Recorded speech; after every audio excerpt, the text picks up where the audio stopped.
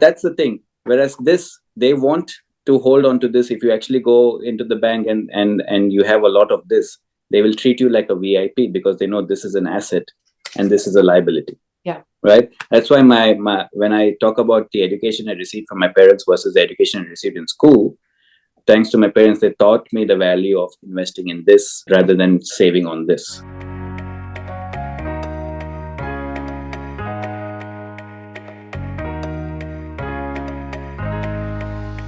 With everything that's going on at the moment, I felt it was a really good time to have a conversation about money and finances. And, I think there's a lot of people that really know about the fiat, also known as the paper money. If you don't know what fiat is, it's the paper money versus precious metals and other asset-backed stuff. So we are going to talk to Julian, who has helped me over the last couple of years understand gold and silver and precious metals and things like that. So Julian, thanks for having a chat.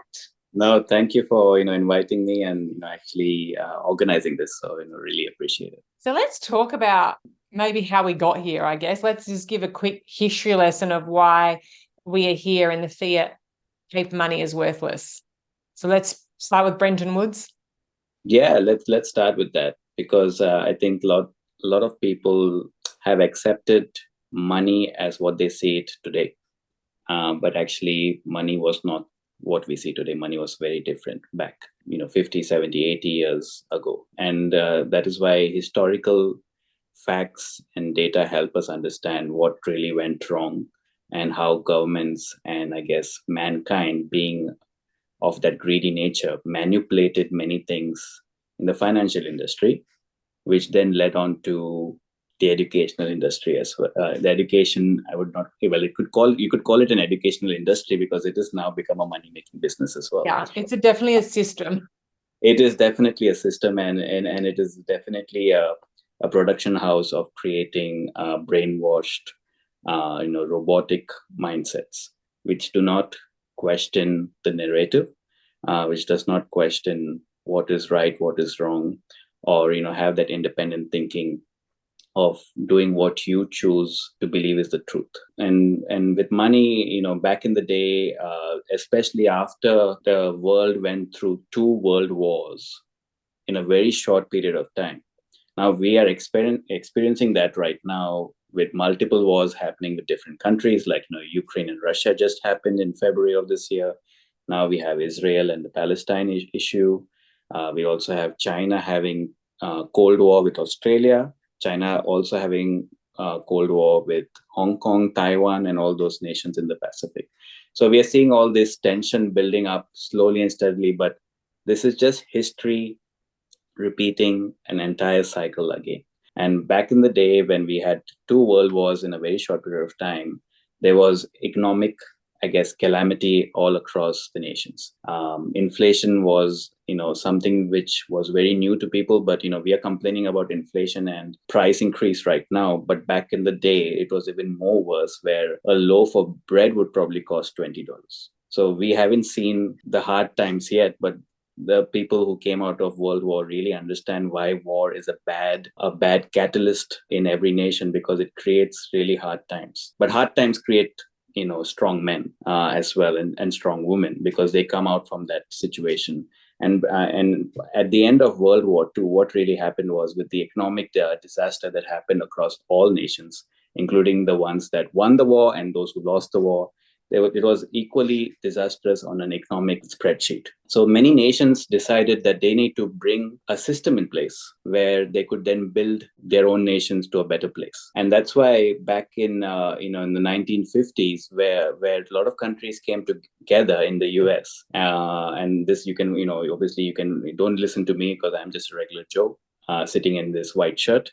But do your factual research, where you'll find more about the Bretton Woods agreement, where I think countries came together in the US, and they signed this agreement where they actually made one national currency the dominant currency, where all these countries will transact looking at this dominant currency. And lo and behold, back in the day, the US dollar became the prominent dominant currency, where every nation looked up to that nominal value to kind of do some transaction internationally as well. So international trade opened up. A lot of countries were doing trade, and the US dollar was a template. Now, when the US dollar was a template, it had to be backed up by something that can be called an asset, because a piece of paper cannot be called an asset. But technically, the US dollar, when it came into fruition, it was just a piece of paper.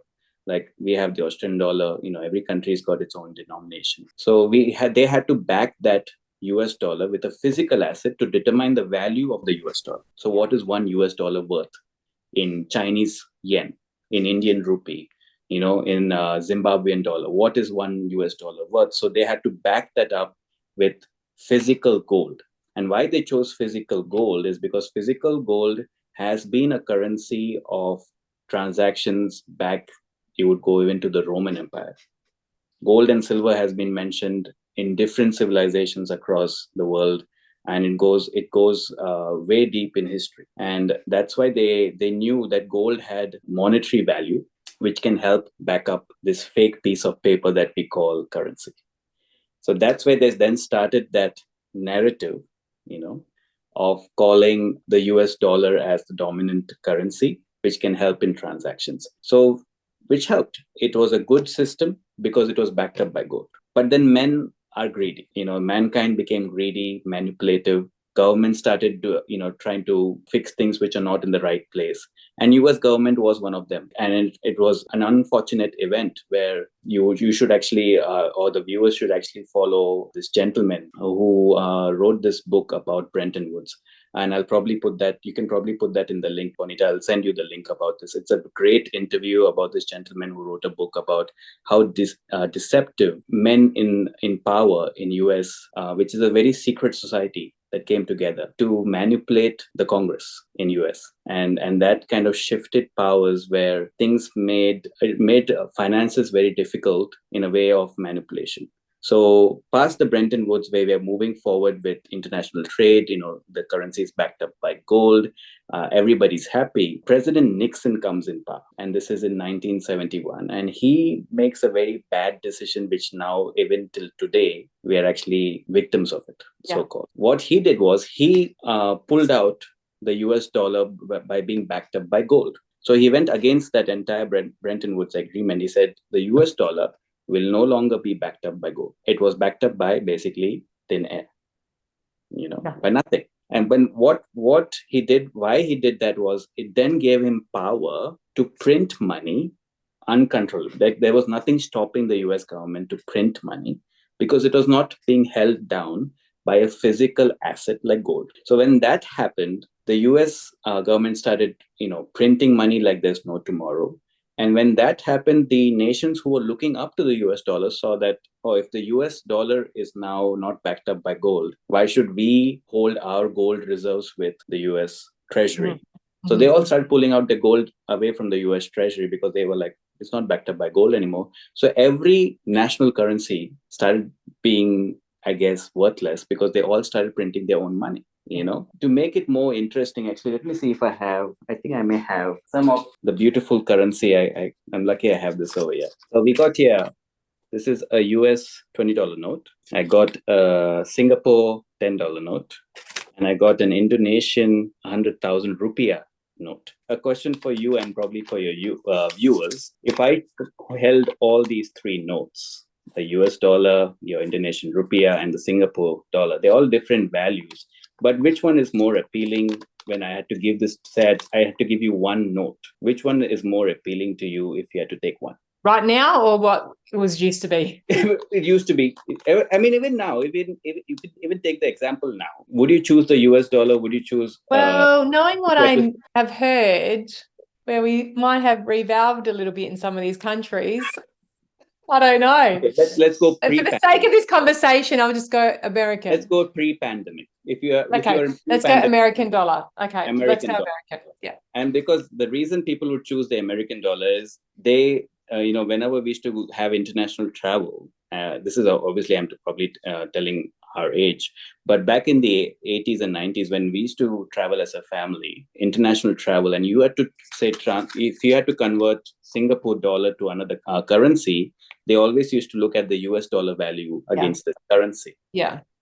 So when I was young, and obviously I was not the smartest kid in the block, but I was observant.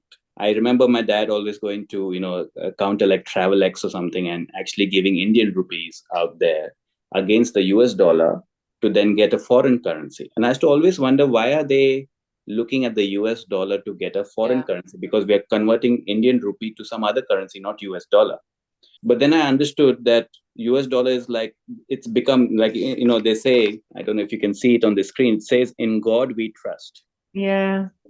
But which God is that? We don't know. If you look, actually, Also, have you got the pyramid on there as well? Is the pyramid that is what I was going to say. In the $20 note, it's not there because they got only in the 100, I think. It's in the $1 note. Oh, it's on the $1. $1 note, and this is another good research for the viewers to actually go and see. If you go look up Google Images, just go to Google, type US $1 note. It says over there on the back of the $1 note, "In God we trust," and there's a pyramid with an eye on the top. Now, which God is that? I don't know. But to really understand the underlying current of deception that is there, when they call that image of a pyramid with an eye a god. So you can see what kind of, I guess, secret deception that is happening with these secret societies. They put these symbolisms in every place possible. Like even in Australia, if you look at the medical industry, you just look at an ambulance. Very simple. You look at an ambulance. The ambulance has a snake on it. Now, why is there a snake on it? You do your research. Like the viewers should do your research to actually understand, why is there a snake as a symbol on a medical vehicle? Why is there a symbol of a pyramid with an eye on a currency note which says, "In God we trust"? And when you start digging, you go down this rabbit hole and start digging for truth, you will only find light. You'll only find the truth. You'll only find the light, that all of this is basically worthless pieces of paper. The best way I can put it in play is, as kids, I'm sure you played it too, is the Monopoly game, Bonita. This Monopoly game is actually the real game of life, where we are actually living in that Monopoly game, where there is a bank, so-called bank, where we put our savings of income, right? And they have this or technically they have, but they don't have it. But they're basically holding on to paper currency. And if you want to go buy a house, you want to go buy a car, you want to go on a holiday, they technically can give you a mortgage or a loan, right, as money, which is basically digits on a screen that you see. It's not physical money. It's not even, nowadays they don't want you to have cash as well. On the Monopoly game as well, that there's a rule in there that if the bank runs out of money, just to make your own. Yeah, that's right. They're actually like, they've told us, they're like, "Oh yeah, you can just print your own money. That's what we're doing." Exactly. And going back to where I was in 1971, when President Nixon started printing paper, who technically took the dollar off the gold standard of Bretton Woods agreement, it gave them the capacity to print and go into this enormous amount of debt, because they were smart enough. They understood that Saudi Arabia had oil, and they created that system of petrodollar, where they made an agreement with Saudi Arabia that we will give you all the protection with our army, but you make sure you sell your oil barrels in US dollar. So every time a country had to buy oil from Saudi, it was based on US dollar value. So, but now petrodollar. The petrodollar, right? And Saudi now has become so smart in today's age. They know that the US dollar is crashing because it is basically worthless toilet paper. It is even worse than toilet paper. At least toilet paper, you can use it to do your business, but you can't do anything with this because, this education system, and I spoke about education being as an industry, as a production house, they're teaching children to go to school to, I guess, by heart some material that is on a textbook and vomit it on paper to get a grade, which then gives you probably a degree, which then you feel proud about to then go follow another degree in college with master's or PhD. which is just a piece of paper that tells you that you've done some degree, but you go back financially so back in because you're negative before you even have a job. I remember when I came to Australia, I was negative, I think $35,000. And I was wondering, how do I get out of this debt? Negative $35,000, having a master's degree. And there was a point in my life that I realized that education is not everything sometimes. And I'll probably share this quick story with you all. Is I had a degree in hospitality, a master's degree, mind you, and I was working in a national institution where I was serving coffee, a very simple job, masters in hospitality, serving coffee. The barista who's making the coffee, I'm the server. The barista who's making the coffee is a 19-year-old kid who has dropped off from school. So he's done, I think, probably year 10, went into year 11 and then didn't complete it, but then started working from that time on. And he's 19 now. That boy is making coffee. I have a master's degree and I'm in my early 20s. But our pay is not the same, right? Our pay is not the same. He's making more money as a barista at 19 years old compared to me, early 20s, having a master's degree in my plate. Yeah. So that was a scratching head moment, is that why is this person getting paid more than me when I have the educational backing? He's actually smart. He's just dropped out of school.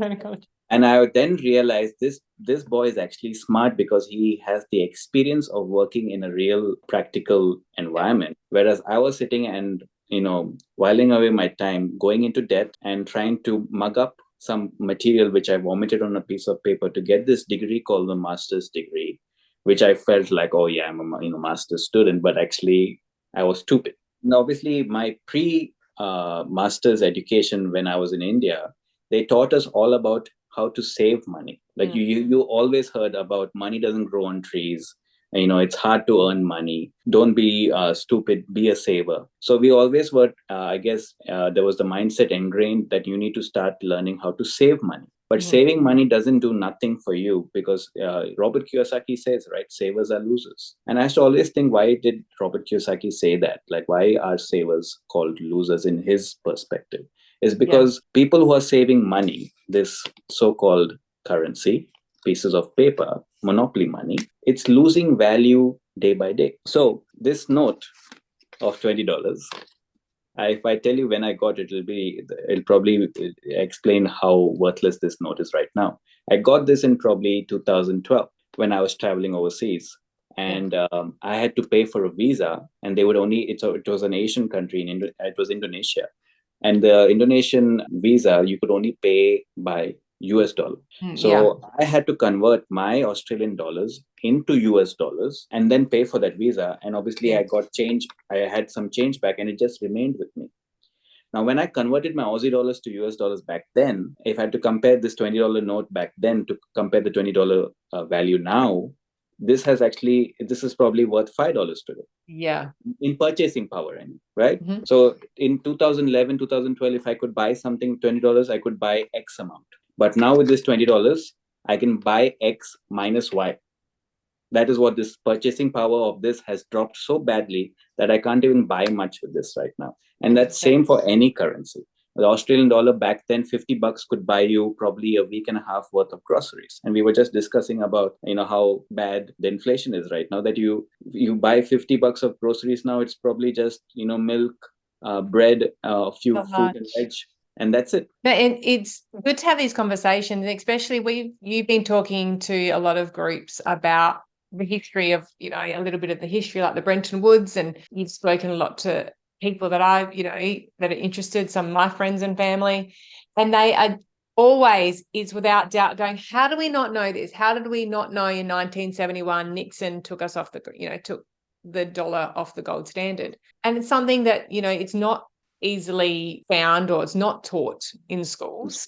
It's not taught in schools. It's something that's not taught in schools. Why do you think that is? Why are they not teaching us this in schools? Because you have to go back to what this note says: in God we trust, and it's a pyramid with an eye. Who is sitting on top of that pyramid? And who's controlling the education system? So that, as I said, if the viewers don't listen to me because I am, some expert in the field. I just was a regular man who asked a lot of questions. And that led me to answers which I then found as truth. When we look at the education system is also having a hierarchical way of management. It is not, even private schools are not owned. There's somebody else who's running the show on top. It's not the teachers who decide, oh, this is what the curriculum is going to be, this is what we're going to empower our children with. Their hands are tied to something else which is above them. And if you really go up this spider web, you will find out it comes to this pyramid with an eye. There is basically a very small population of people who are pulling strings, not only in the education industry, they pull the strings in media, they pull the strings in the banking system, in the financial market, stock market, travel industry, medical industry. They're pulling strings from everywhere to control people so that we remain as a dumbfounded society that don't ask too many questions. Yeah. But when you start to ask too many questions, you find that there's so much oppression that will come against you that will force you to not ask questions. And sometimes it can be violent as well. We have seen that in Australia during the pandemic, how when people start asking too many questions, there was so much oppression that it led to violence. Totally. Street violence. And what I love about them they don't teach us financial independence in school. I think it's quite obvious they don't want us to be independent. They just don't want us to be entrepreneurs because then we're free, Yes. But I love that when I'm interviewing kids and asking what they want to learn and what they would like to, learn about and what's missing in schools, mostly they are saying finances. So intuitively they know I want to learn about finances because I see my parents, struggling or not understanding how to do their taxes, whatever it is. Correct. They want to know about finances and they know that they're not learning it. So the intuition is there with the kids. They know that they're not learning it, but they want to. That's right. I resonate with that thought about taxes. When I came to Australia as an international student and I started working here for my first job and I finished a year of working, students or my co-students, my co-friends who were in the university said, "Did you do your tax return?" And I was so I guess naive. I said, "What is a tax return?" And they said, "Oh, the government basically gives you money." I was like, "Oh, you're an international student. You're an international student. You're living, paycheck to paycheck. You if you just heard government is giving you money, you were like, yes, show me what to do." And basically, that's how I came across what tax return meant. I never knew how to file a tax return. What was the right way to file a tax return? What are the methods you could use? They don't always give you money. A lot of the times they take it. Yeah, and the reason why the poor or the so-called, they call it middle class, but there's no term called middle class because you either are poor or you're rich. You're either broke or you're well-to-do. But the reason why the lower strata of society struggles with finances is because they haven't been taught how to use money, to use it as a leverage. Yeah. And move ahead in life. They've only been taught how to save money and how to spend it. In spending it in things which are not worthwhile. Well, they're taught to be consumers, which is why they spend it, because there's just the constant consuming of stuff, of brands and things like, there's so much media out there around living a branded life, but the rich don't live a branded life. They follow a set rule of principles where they use money as a leverage to buy assets and not liabilities. Whereas we are, the lower strata of society, they're all about buying, house on a loan, car on a loan. Now it is afterpay on clothes, credit card. You're just basically using consumerism in such a way that you're going more and more in debt, but you're not becoming smarter to get ahead in life. With that knowledge of, you said about, how children don't even know how to do taxes, but now they're into to understand that finances is one thing that is not being taught in school. And I realized in my early 20s going forward, as I became a mature adult, I realized that there are top 3 problems in every person's life. There's only 3. If you really narrow it down in somebody's life, there are only 3 problems that come up constantly. Tell us, what are they? Number 1 is finances. Number 2 is health. Number 3 is relationships.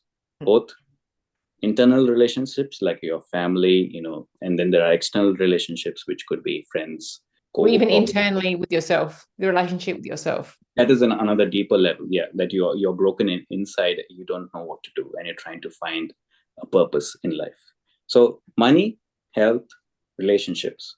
These are the top three problems in any person's life that can come as a recurring pattern. It doesn't pop up all together sometimes. Sometimes it does, but normally it pops up in phases.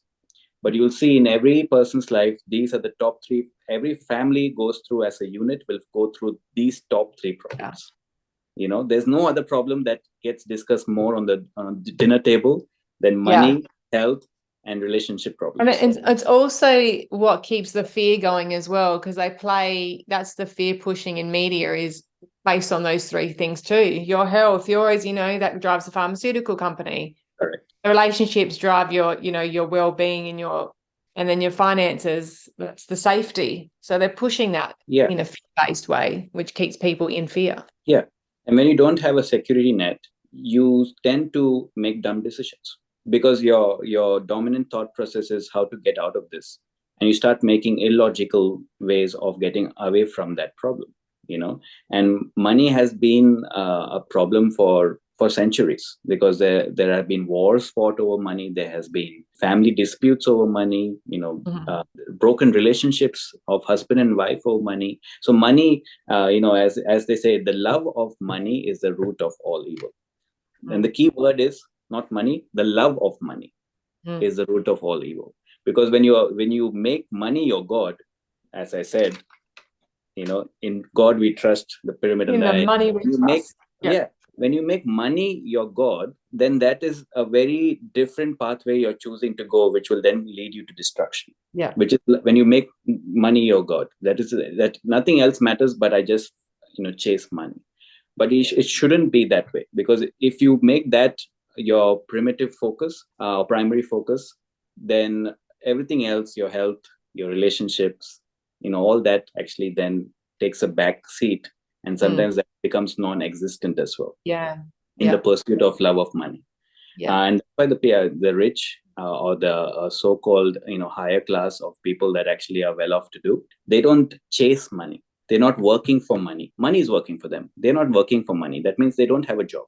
It's not that they're sitting at home, sipping on coconut juice and watching television. They do have a purpose in life, but does not mean they have a job. That is, they're working an hourly rate to earn an income. They've learned that's the difference between when you see that, like, let's bring this back to education and kids, is they get a very different financial education than we do. Correct.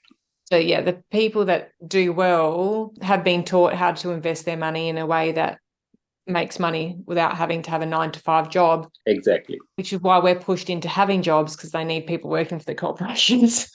That's right. But if we can educate ourselves on how to be financially free, or what does this future look like anyway, hopefully it doesn't rely too much on money and it's more contribution and serving and helping each other and being more of a community. But I guess while we're bridging over to that vision or that utopia, potentially there will be still a need for money while we're learning a new way. Coming to the topic of money, as I was talking about how this piece of note bought in 2011 has depreciated in purchasing power.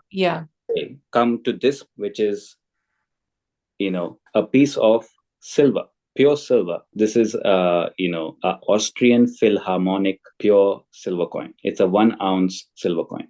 Now, when I came across gold and silver, this was 2.5, 3 years ago, I had a base knowledge of gold and silver thanks to my parents, because coming from India, I think viewers who possibly are from the Indian subcontinent would understand and agree with me, is our families have been trained to do few things which are good in financial world. My mom, thanks to my mother, she taught us children, this is, when you're growing up, you need to focus on buying assets. One of the assets is land. The other asset is gold and silver, Then you can go into other things which could probably catch your eye, which, in today's world would have been cryptocurrency or the stock market or whatnot. Those are subsidiary assets you could look into. But she said your primary focus should be looking at getting land and investing in gold and silver. Because she said these were the only two things my parents taught me, and they were not well off back then. They were even worse than where we were.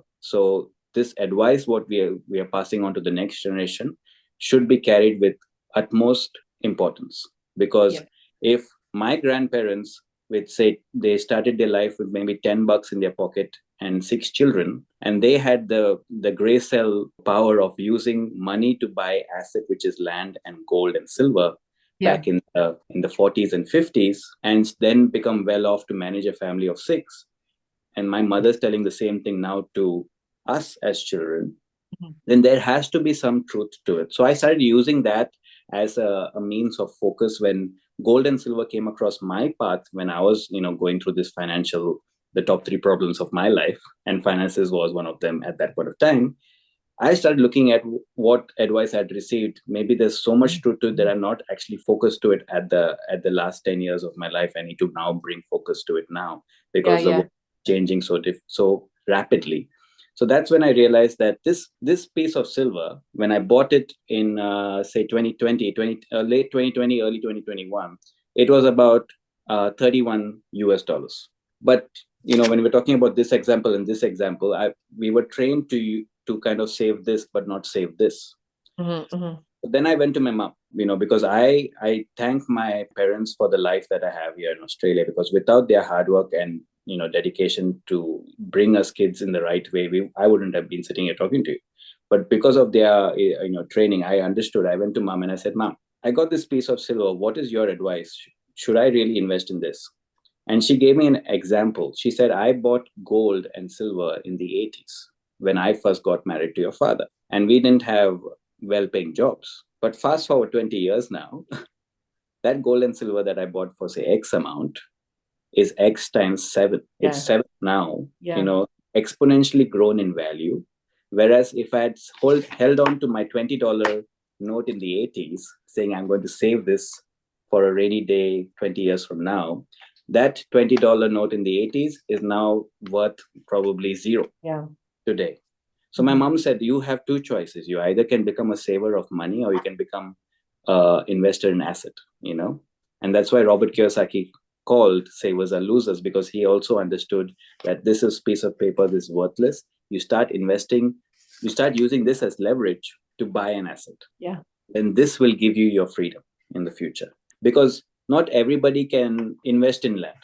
Let's be honest. Now, if I was a fresh graduate, like talking to the viewers, if you're a fresh graduate, you're in your early 20s, you don't have the capital in your pocket to actually go after land, but you do have the capital to buy a $35 silver coin. Mm. And small things like this, the small changes in financial education, helps you move forward slowly, and eventually this will buy your house. Because if you really go to see nowadays, people are buying houses in the US, especially because we are connected to people who we know of, are buying houses just using gold. Mm.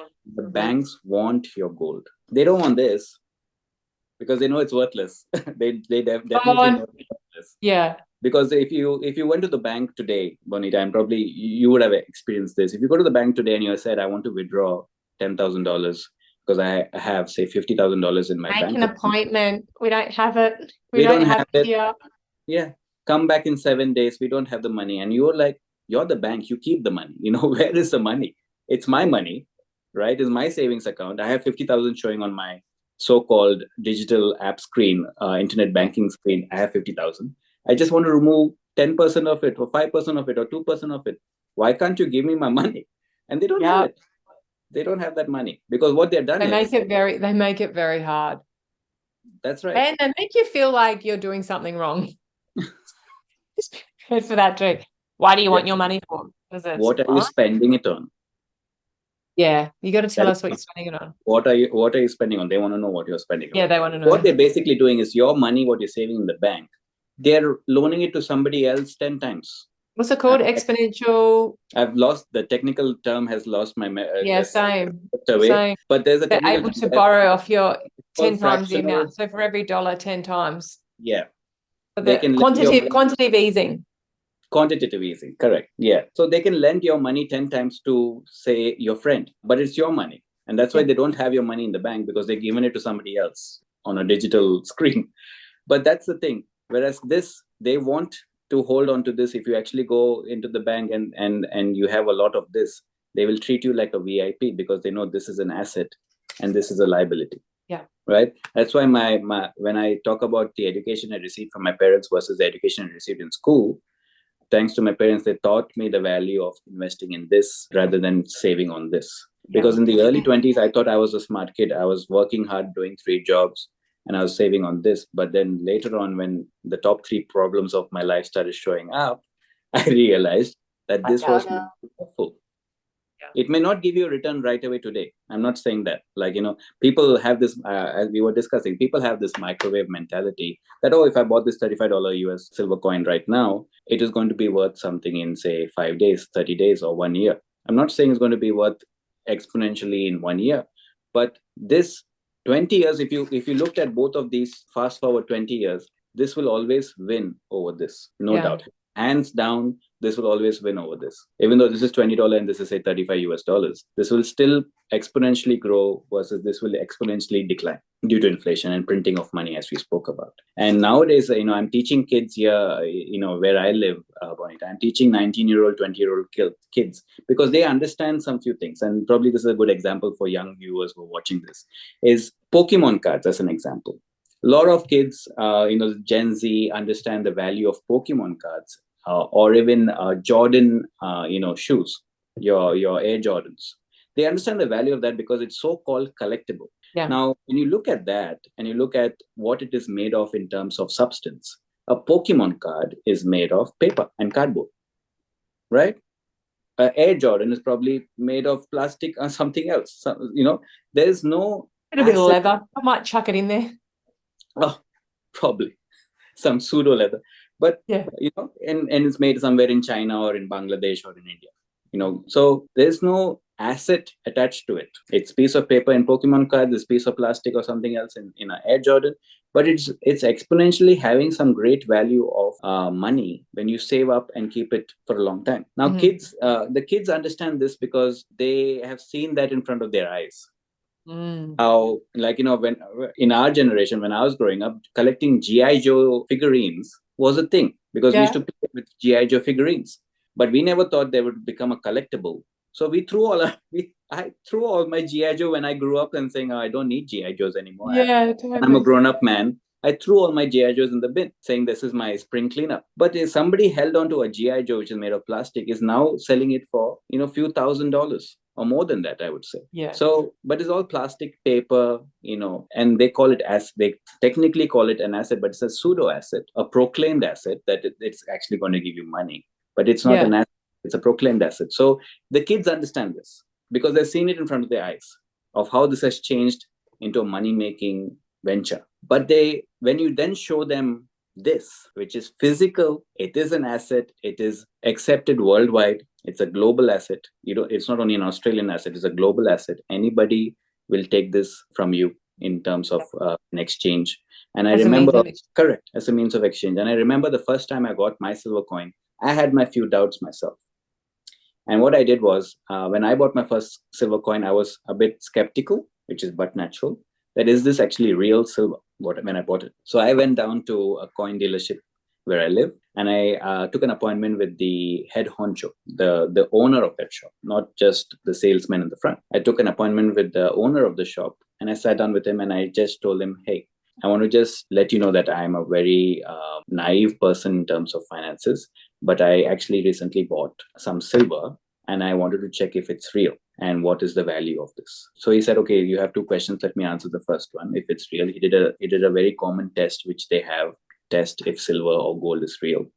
Yeah. He said, yes, this is pure silver. And to answer your second question, is there value in silver? He said, let me just share a story with you of my life experience. He said, I have been in this shop for 40 years as a coin dealer, right, in this very spot. And back in the day, in the 70s and 80s, when I used to travel overseas, I used to carry in my wallet no bank card, no foreign currency, no local currency. When I used to leave the country, I used to leave without these 3 things, which would be very anxious move, because if I had to leave the country with no wallet, no bank card, no money, I would be like, how am I going to survive overseas on a holiday? Yeah.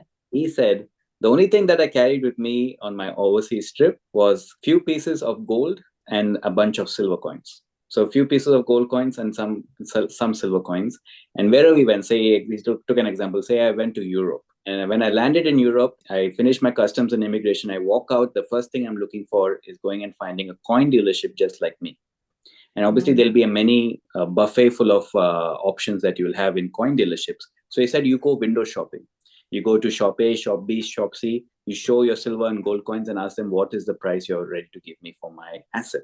And they'll obviously have the prices set as per the current market price, and obviously a little bit of commission that they try to pinch off. So they'll give you your prices, and then you sell your gold or your silver coins to the best price that you get from these 4 or 5 options. And in return, you will get the local currency of that country, where you can then go and enjoy your holiday. He said, if I had not done this, and if I had actually done the other way, which normally everybody's trained to do, is go take your bank card, because now people don't even carry cash. You take your bank card, your credit card or a debit card, and go use it in, say, Europe. The first thing you'll go search for is an ATM. You put in the card, it'll tell you you're going to be charged, say, $10 to $15 or $20 based on which bank it is, for a transaction fee, because you're an overseas card trying to pull out local currency. Once you've done that, you're already minus 20 before you even got the money. Then the next thing is currency exchange. So if you're trying to convert Australian dollars to euros, there's a currency exchange factor. And obviously the currency exchange in an ATM is the worst, because they're trying to suck off your money, and you won't get the best exchange rate. So you're already losing money over there. So if you try to pull out, say, $500 for your holiday, you may get worth something which is not even $500. And you're already negative because you paid a transaction fee, you paid a currency exchange fee, and that ATM is also probably pinched off some of it from your bank in that transaction. So you actually lost a lot of money in that whole transaction that you call it an ATM to pull out cash. But if you went the old orthodox way of carrying an asset in your pocket and went for a holiday, you're actually not losing money, because there's no transaction fee or anything like that. People have been doing this for a long time. Yeah. And he was saying, this is how I've lived. He sat me down. It's like, you can take this advice or don't take this advice, but this is how I have lived my life all these years before, this is pre-pandemic time I'm talking about. He was sharing his travel experience. He's like, before the pandemic, this is how I used to travel. I should take gold and silver and nothing else. And then I used to get local currency out in that country. So that blew my mind, that this man being here for 40 years is telling me something like this. And I've been so stupid that I've been saving money in my bank and not actually buying more of this. So I immediately started switching my mindset, that how I can afford more of this asset rather than this liability called currency. No, because you called yourself stupid. I'm like, yeah, but we're all stupid because we weren't told.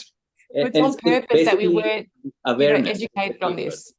Awareness was not brought to me in that time, but awareness came for most of us. So I always started looking for, how do I learn from people's experiences to get ahead in life? Like this person was a knowledgeable person owning a shop for 40 years. I learned from his experience of being in this business for 40 years of selling and buying gold and silver, that this is a powerful asset in my hand right now, and how I can increase my purchasing power, so-called purchasing power, to convert all this toilet paper into an asset like gold and silver. Yeah. So then that is my journey, where I started having a shift in my mindset.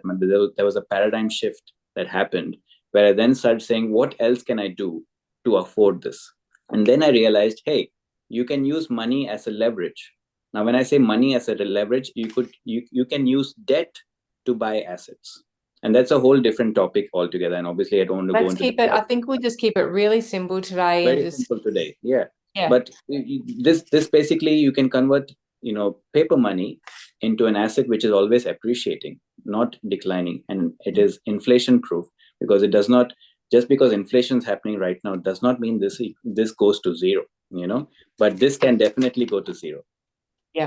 Obviously this has lost money since 2011 2012. This $20 note cannot buy me what I could buy 10 years ago. So that made me understand that there is some truth to gold and silver which was not taught in school.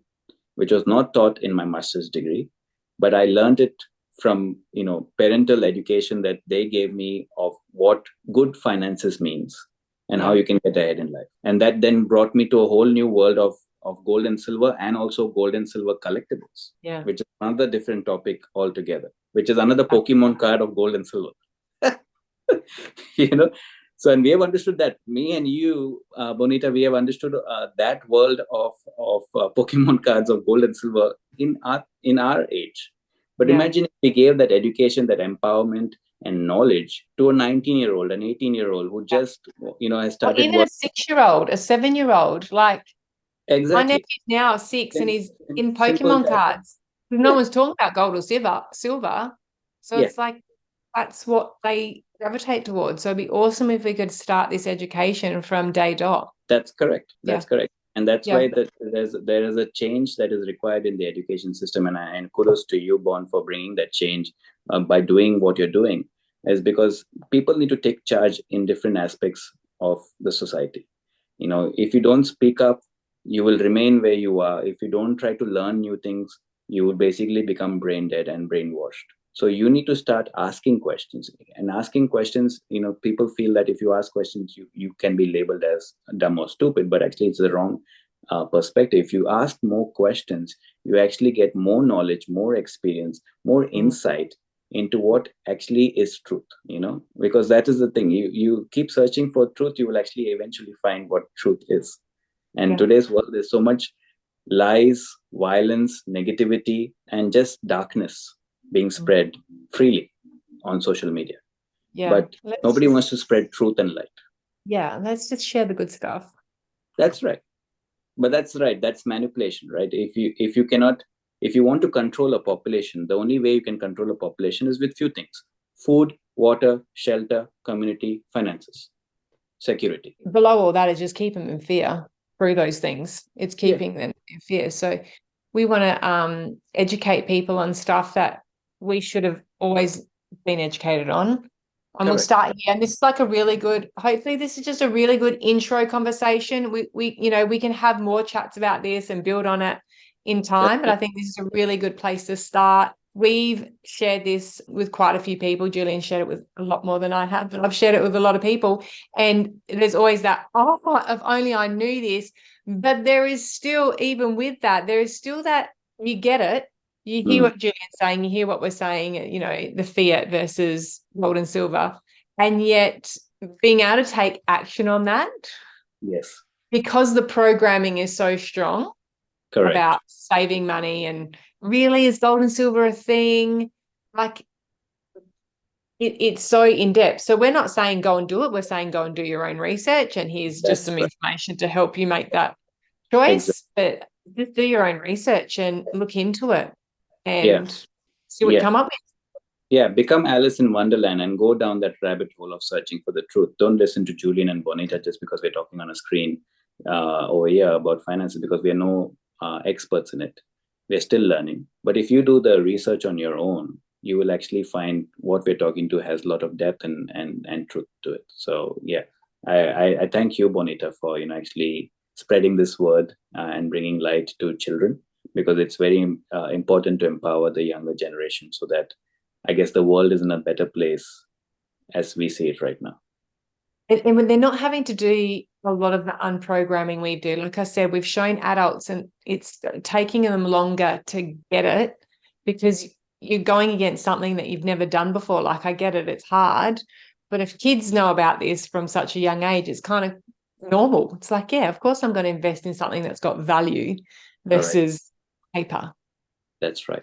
So thank you so much for sharing your knowledge with us, Julian. We'll have more chats about this, but I think this is like a really good place to start of looking into how we got here, and Brenton Woods and gold and silver, as an option. So thank you so much for sharing your knowledge and information. Yeah. Talk again soon though, for sure.